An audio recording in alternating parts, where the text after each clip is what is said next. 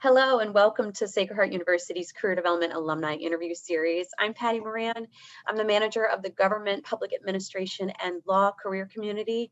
I am very lucky today to have Deputy Chief of Police for the Milford Police Department, Brian Roget, who is here today to discuss his career in law enforcement and public service.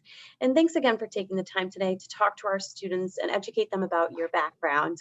So I just want to get started with a quick introduction. Can you tell us a little bit more about yourself? Absolutely. Good morning, Patty. Thank you for having me. I really appreciate the opportunity to present.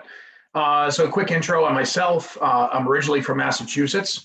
My father served in the United States Army in the Central Intelligence Agency, so we bounced back and forth between Northern Virginia and Massachusetts about 6 times by the time I was in 9th grade. So we finally settled in southeastern Massachusetts. I attended a Catholic high school there from 96 to 2000. Then I found myself down at Sacred Heart in 2000.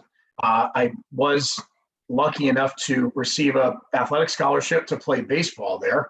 So that was an excellent fortunate event for me.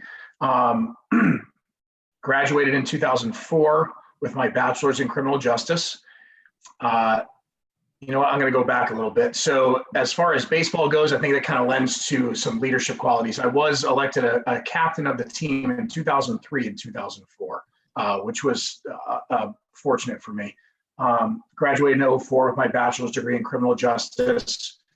And after that, started applying for police jobs around Connecticut. I was selected to go attend the Police Corps Academy, which is a Department of Justice sponsored program. It was defunct, I believe, in 2006, but back in 2005, it was active. And I attended the Police Academy from the summer of 2004 until the early winter of 2005 when I was hired by the Milford Police Department, and I've been there ever since. Most importantly, though, as far as my introduction goes, and I can't forget this, I did marry my college sweetheart who I met at Sacred Heart in 2006. Wow. And we now have we now have 2 daughters, Megan, who's almost 12, and Mia, who's almost 8. That's incredible.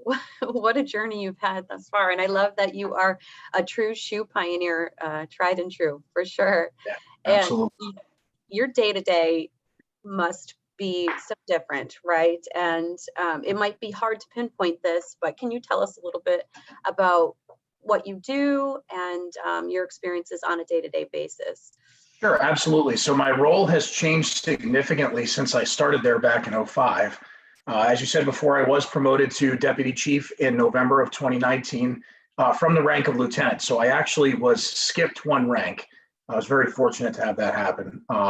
So my job description, as generally as I possibly can describe it, I'm in charge of all day-to-day operations for the Milford Police Department.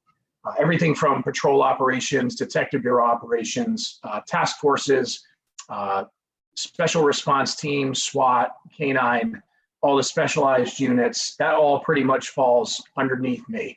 I'm kind of the end of the internal workflow, so to speak. As far as, actually going operational, if there's some sort of major critical incident, I will respond. But I'm usually delegated to like office duty pretty much at this point in my career. I do act as a liaison for other departments if we're partnering with other agencies to do some sort of operation, share information, etc. Most simply though, I'm the de facto chief of staff for the chief of police. That's wonderful. Yeah. That's excellent. I don't know when you sleep, but that's an incredible. Actually, what's funny is I did work the night shift for the first 13 years of my career. So all of this, no matter if they call me at 3 o'clock in the morning or not, it's totally fine for me. Sleeping in my bed from 10 p.m. to 8 a.m. in the morning is really nice. Welcome change. That's excellent. I love that. Mm-hmm. You sort of touched on some of the factors that contributed to where you are today, those leadership roles in various leadership positions that you had in college. But can you elaborate a little bit more on what you think are some of the major factors as to why you think that you are now, in the role that you're in? Sure, absolutely. I would be remiss not to mention that this is sort of in my blood.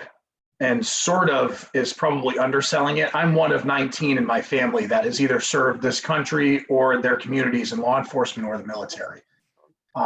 So absent the Boston Red Sox offering me a contract to play shortstop for them, I knew that I was going to be in uniform in some sort of capacity. So when I started in law enforcement, I had great role models in my family. When I started in law enforcement, you have all sorts of energy, you're filled with all sorts of ideals, and you're very specially equipped to go out there and help people in so many different ways. Whether it's responding to a medical call, crime in progress, helping them with a neighbor dispute. I just loved all that stuff. I loved being that person who themselves. Can you still hear me, Patty? Because my internet connection seems to be a little unstable. Yeah, Still sorry good? about that. That last little part was a little bit delayed, but we did hear it. Okay, good, excellent. So you start out there, and in 100% of the police departments, and this is something that I should say for anybody who's listening, who's a prospect or a candidate, you do have to spend some time out there in patrol, working in the community in uniform. I loved working at night. I just thought there was something about being out there and knowing that if something happened while people were sleeping, that I would be the guy that would go and help them. I think it was Teddy Roosevelt who said something about people sleep peaceably in their beds while rough men stand ready. It's that kind of thing was kind of spoke to me inside, So as you get exposed to different things out there, your method of thinking starts to evolve a little bit. I was selected to transfer to the K-9 unit in 2008. And I worked with my partner, Vader, until 2011, 2012. And while you're a K-9 handler, you're always responding to the high risk incidents, the critical incidents, and you start to develop some supervisory skills as well. And it was then that I kind of realized that I wanted my career to evolve to a more supervisory capacity or a management capacity. I think you can start making an impact on creating the next group of great cops out there, Yes. So, yeah, and I was promoted in 2011 to sergeant, promoted again in 2014 to lieutenant, and I served in patrol in the administrative division.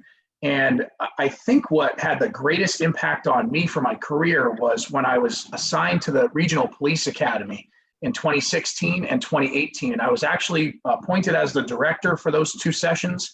And we graduated about 55 police officers that are still out there in Connecticut patrolling in different towns and cities. I really enjoyed educating new police officers, training new police officers.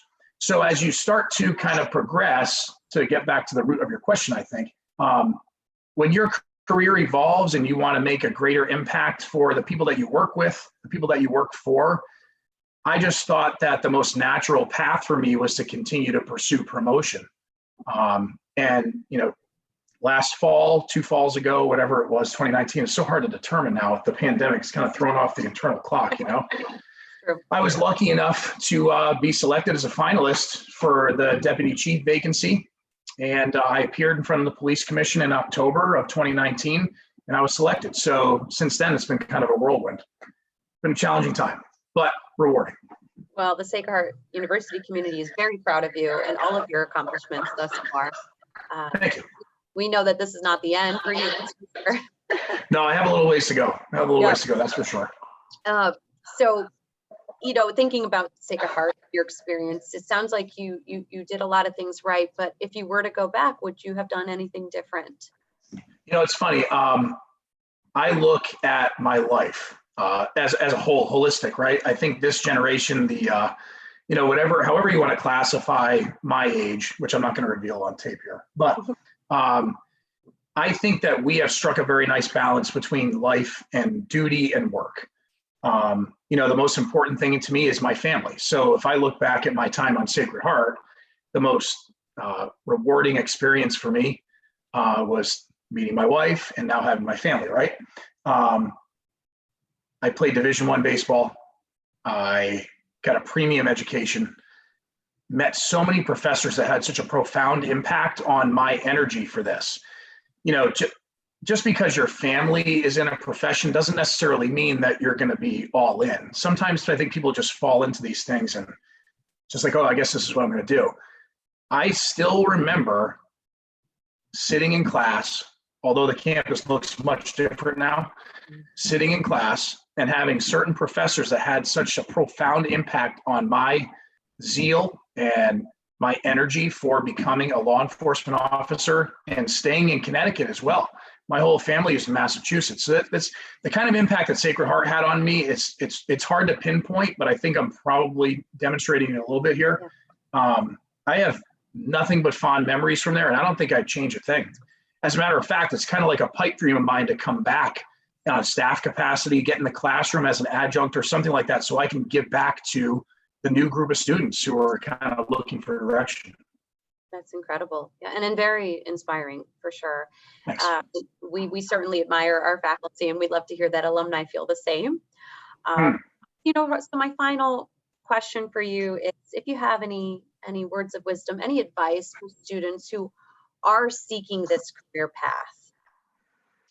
Tough time, challenging time, right? I'm going to steal a quote from my mentor, my boss, my chief of police. And he said, one day we went to work as heroes, and that same night we came back as pariahs, like in the blink of an eye. Unfortunately, you know, our methods, our tactics are being scrutinized, altered through legislation, and our overall legitimacy in a lot of the communities that we police is compromised. And, you know, it's a difficult situation. The list goes on. We could go on and on, right? So you have a choice. You can interpret this through a negative prism, or you can accept it as a positive challenge. We're businessmen. We provide a service to the community of protecting and serving. So, you know, we have to realize that if the way that we're doing business is not having the desired effect out there, then we need to be introspective enough to look in and say, how can we change the way that we deliver the service to the community in a way that they need and deserve? Tying that back into my advice for anybody looking to get into this profession, don't give up. The job is incredibly rewarding. It's the most noble, one of the most noble professions in this country, still is, if you're here for the right reasons, right?